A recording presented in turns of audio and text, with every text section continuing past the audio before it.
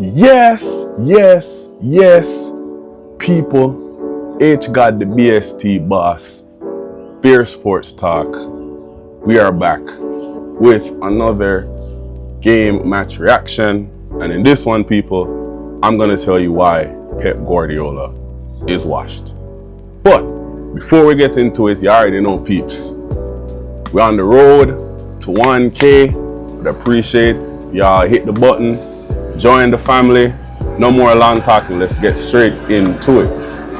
So, Arsenal Man City at the Emirates yesterday. 1-1. Right? So, let's go through some stats first, like we always do. And then, in the end, I'll tell you what I think about this game. So, match statistics. Possession. Arsenal 66.8. City 33.2. Shots total 12 Arsenal, 5 City. On target 3 each. Corners 11 Arsenal, 2 City. Saves 2 Arsenal, 2 City. Passes 515 Arsenal, 224 City. Fouls 11 to 10. Crosses 36, with 4 being successful for Arsenal, 5 with none being successful for City. 4 offsides to 2 offsides, 1 yellow card to 2 yellow cards, no red cards. So, those are the basic stats of the game. But if you ask me, right, and to me it's so very, very interesting when we look at it. And for me, it's so interesting that the narrative now, because listen, let's get it right and let's get it straight, right?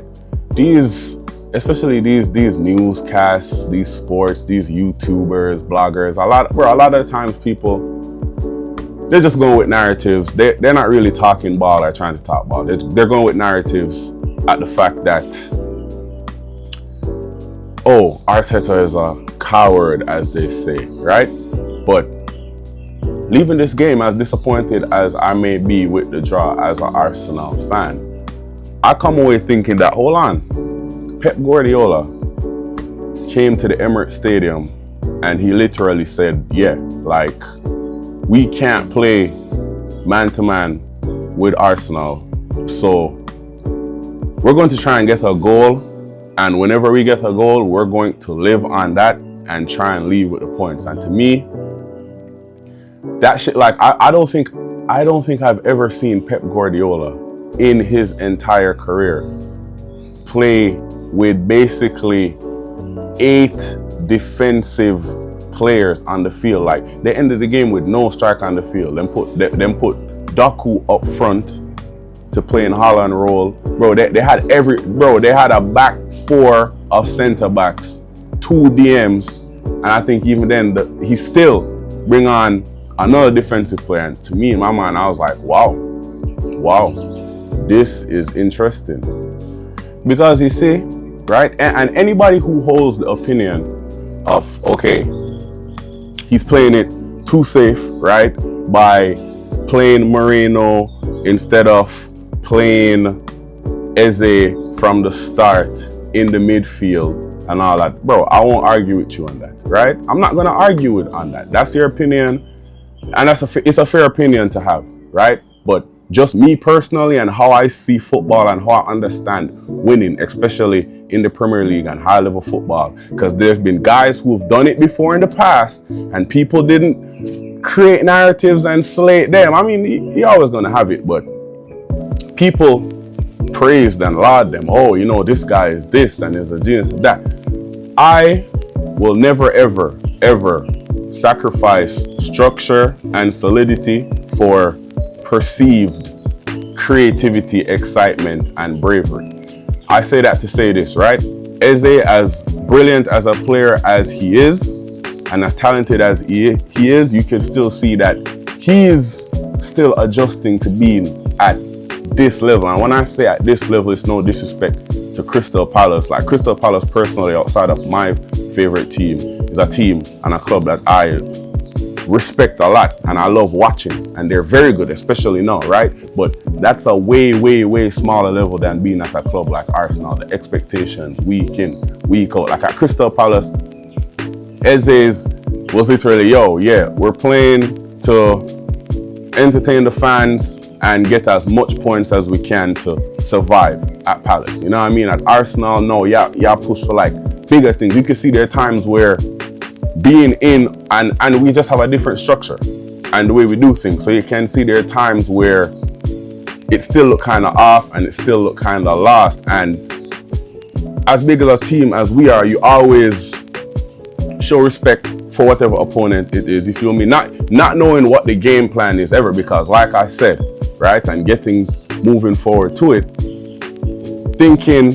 showing respect, thinking that, okay, yes, Man City is going to come and try and be the usual Man City that they always are, and that, especially with their spending, would dictate them to be, right? Come and try play some high level football, tapping. It's like, I could understand having the midfield and the team, because again, the only real big gripe people are having is him playing Moreno, except for Eze, which, I mean, would that have made that big of a difference? Because again, the goal we conceded was through fine margins again, which is one of our biggest problems. The biggest criticism I can always say that I have for the team now is that regardless of who we have starting, if we move the ball quick enough, with purpose, with intention, we're unplayable. It doesn't matter who's starting. And too much sideways. Granted, that's what we have to do, especially when teams come and play like how City decided to play, which we're going to get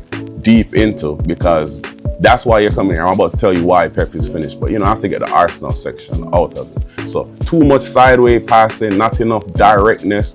We're still not playing the balls direct enough to get the best out of Vic. Like that, like you gotta think about it. City created one chance off of some sloppy, messy ricochet in the midfield. And it's like, I would include a crit, but copyright on them thing that's too crazy. Like, and if anybody out there knows how to like get around that, please reach out to me and let me know. I'd love to start including some clips of these things that I'm talking about. But again, through California getting the ball, crossing it to absolutely nobody, a terrible cross. The ball going back into the midfield, and still, like, there were so many times, opportunities we had to just have a little quality and retain the ball, bounce around it, ricochet, they counter, play the ball to Haaland, score. That was their best chance of the game, the one chance really that they created and they took, right? We didn't play a single ball like that for Yokers, bro. In fact, we're playing the ball, I would say a lot of the times, too far out wide. It's like a lot of the times in my run and Mafia chase the ball, it's bringing them out wide instead of towards the goal where we can even just take a snapshot, stuff like that. So all of this nonsense talk about, oh yeah, bravery, blah, blah, blah. It's more of a structural and like tempo style of play thing for me, because obviously we've seen that when City reverted, like just naturally the players in their mind went back to what they usually used to doing, and they played a high line, we caught them out. You get me? We caught them out. But like I said, anybody who feels like, well, Eze should have started and all that, I won't argue with on that. And one thing we can say is at least the changes were proactive, because we've seen changes at halftime, you know what I mean, and gradually continue, you know what I mean. Pep throw on a defender, we send on another attacker, and throw on this, we send on that. We ended the game almost with all our attackers on. You get me? And again, it was a substitution by the manager that got us the points, So that's the Arsenal side of the ball. Now, let's move to Man City and why Pep Guardiola, as we know it, or as we knew him, is finished.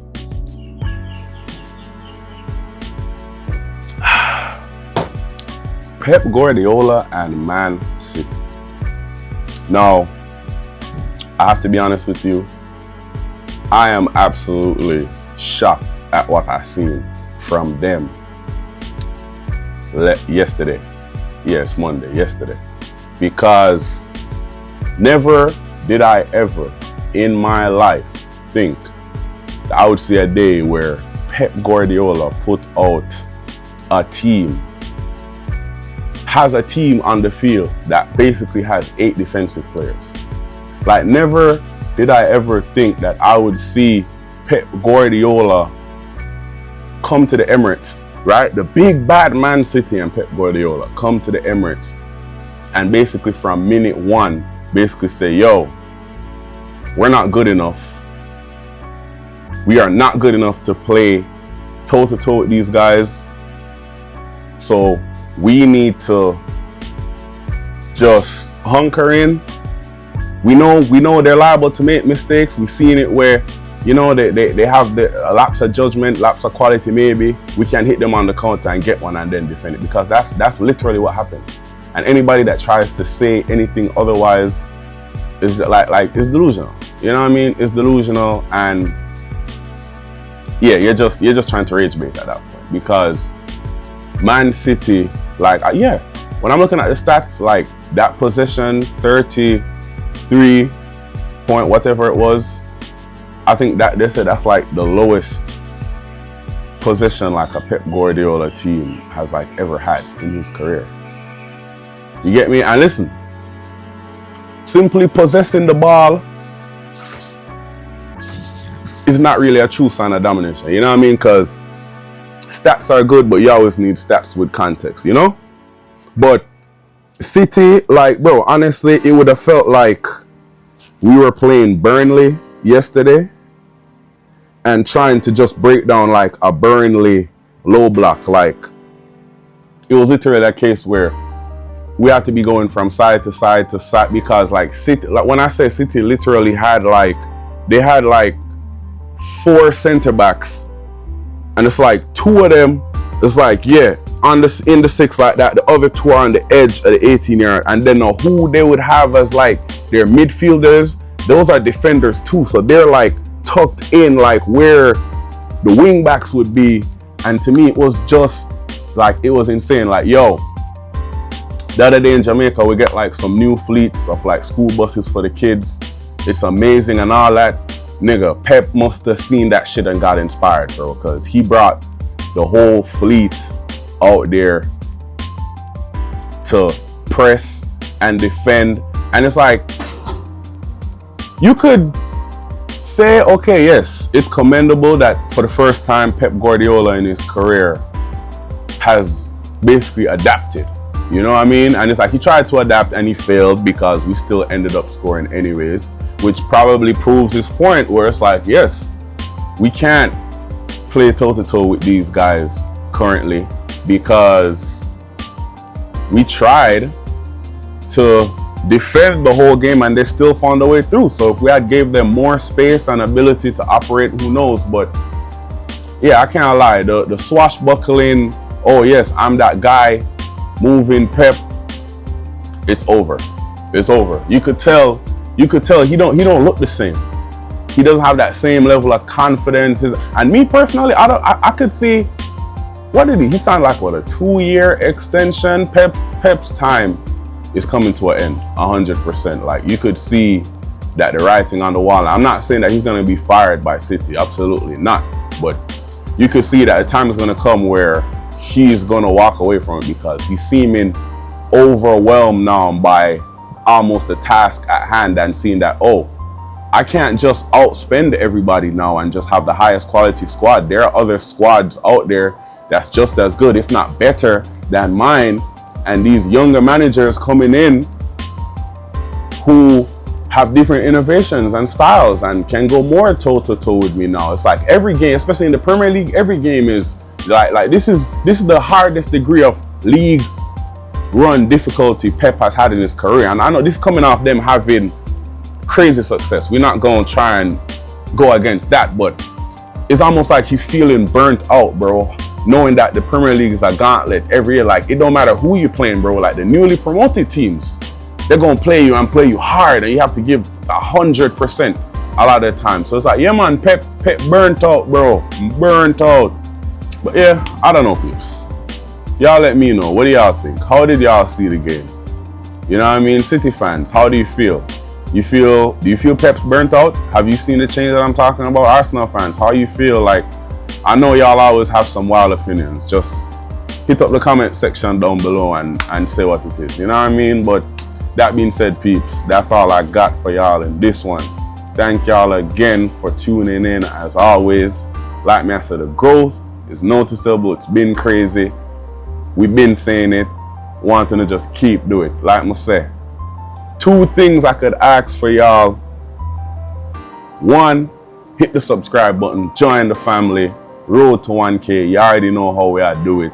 And 2, go, in matter of fact, go and watch. If you're watching this right now, go and watch my last vlog that I just put up. It's the one, Messy Magic. You see it on the thumbnail. Trust me, it was great vibes. And we get great live footage of all the things that happen live and direct, people. So, yeah, man, you know what I mean, peeps? That's it for this one, like I say. Until the next one, continue thriving, continue striving, continue loving yourselves, continue loving those that love you, continue never giving up, peeps.